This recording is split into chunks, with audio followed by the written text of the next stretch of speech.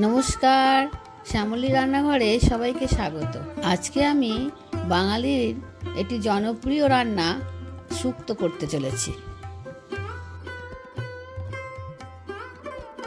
শুক্তোর জন্য নেব আলু, বেগুন, কাঁচকলা, কচু আর ডাঁটা, পেঁপে, গাজর আর উচ্ছে বা করলা, যে কোনো একটা তো নিতেই হবে শুক্তোতে। আর এখানে আছে রাঙা আলু। আমার এই শুক্তোতে খুব একটা প্রয়োজনীয় জিনিস কিন্তু দেয়া হয়নি, সেটা আমার ঘরে ছিল না, সেটা হলো বড়ি। আপনারা কিন্তু অবশ্যই দেবেন। আর এখানে আমি মশলা বেটে রেখেছি, সর্ষে, পোস্ত আর আদা। মশলাটা আমি বেটে রেখে দিয়েছি। এবারে একটু সর্ষের তেলেই শুক্তো, কিন্তু সর্ষের তেলেই করব।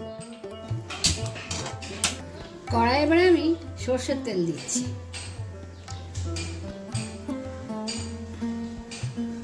বেগুন, কাঁচকলা, ডাঁটা ছাড়া বাকি সব সবজিগুলো ভেজে তুলে রাখবো।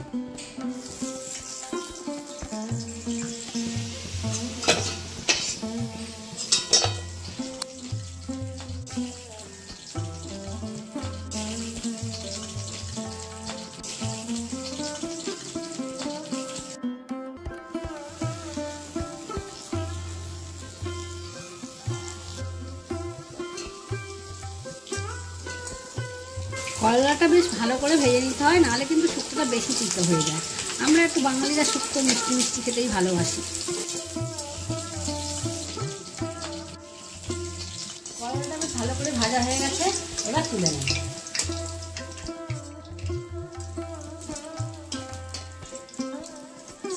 সবজিগুলো সব ভাজা হয়ে গেছে, এবার ওই তেলেতেই আমি ফোড়ন দিলাম। শুকনো লঙ্কা, রাঁধুনি শুক্তোতে দিতেই হয়, নাহলে স্বাদ হয় না। আর হচ্ছে তোমার 5 ফোড়ন।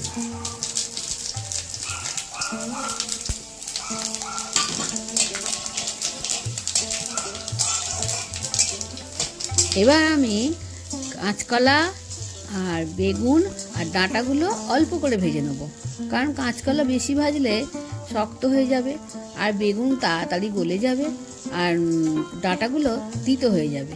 সেই জন্য একটু হালকা করেই ভাজবো এগুলো।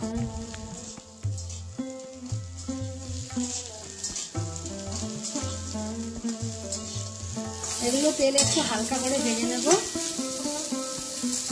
তারপর সব সবজিগুলো দিয়ে জল ঢেলে দেব।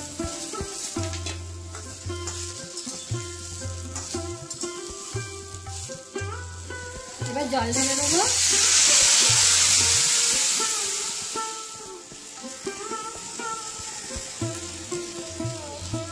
এবার বাটা মশলাটা যেটা করেছিলাম, আদা, সর্ষে আর পোস্ত, সেটা এবার দিয়ে দিচ্ছি।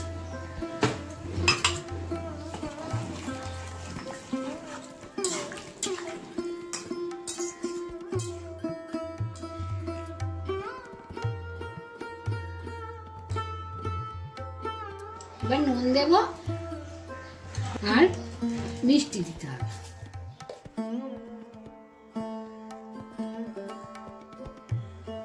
ফুটে উঠেছে শুক্তোটা, আমি এবার ঢাকা দিয়ে কিছুক্ষণের জন্য রেখে দেব।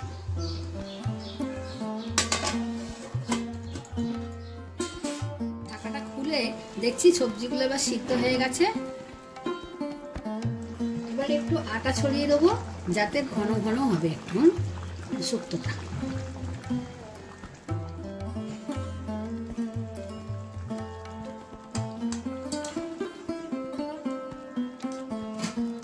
আটাটা দিয়ে ভালো করে নেড়ে নিতে হবে।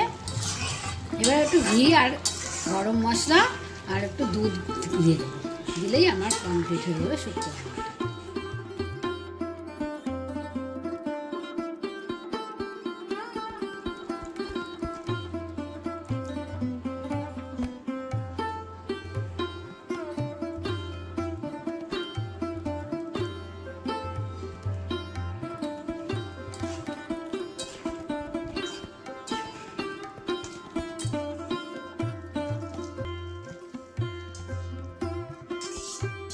শুক্তো রান্না তৈরি হয়ে গেল। কেমন লাগলো কিন্তু আপনারা কমেন্টে জানাবেন।